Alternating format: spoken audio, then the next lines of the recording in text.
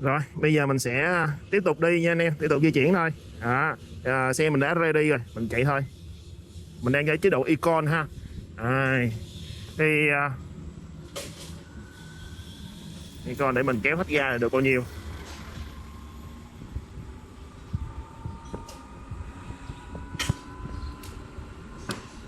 Nói chung là kéo nó cũng lên, nhưng mà nó lên từ từ anh em. Thì thường nếu như mà mọi người đi trong phố nha, thì mình thì nghĩ anh em nên đi cái chế độ Econ này, hoặc là tới chỗ đèn xanh đèn đỏ mình chuyển chế độ Econ nha. Không phải đơn giản mà người ta cho mình một cái chế độ Econ là để cho mình để tiết kiệm pin không đâu, mà nó cho mình cái sự mượt mà khi mình lên ga.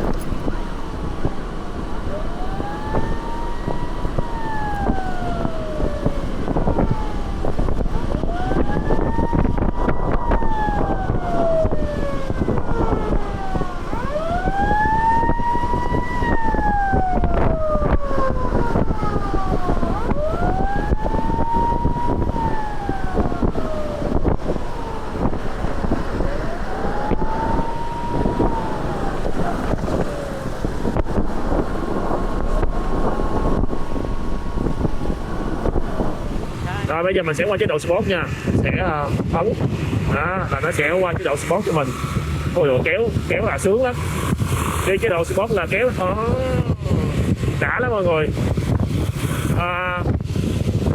Ở đây á, thì xi nha nằm dưới, chèn nằm trên đây, nhưng mà đối với những tay mà bạn nữ á, mà cái tay của các bạn á, mà ngắn á, nhỏ á, thì các bạn nhấn kèn sẽ hơi bị khó khăn tí xíu, bởi vì các bạn sẽ chồm nó lên đó, phải cầm sát vô trong như thế này thì nó mới có thể giới tới được anh em ha. Những bạn nam thì không nói, bạn nữ thì chắc hơi khó khăn tí xíu.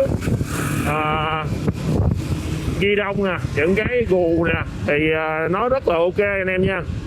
Đấy, và cái tiện lợi của cái điều hướng navigation này á đó chính là dù cho trời mưa đi nữa nhưng mà mình vẫn có thể chạy được anh em, không cần phải móc bản đồ ra. Bình thường mình đi đường mình có bản đồ rất nhiều, bởi vì mình là người mù đường anh em à. Đấy, thì mình sẽ trời mưa á, khó nhất của mình đó là phải kiếm chỗ nào chú được mưa mình mới coi điện thoại mình được, hoặc là mở điện thoại lên á thì nó bị ướt đó.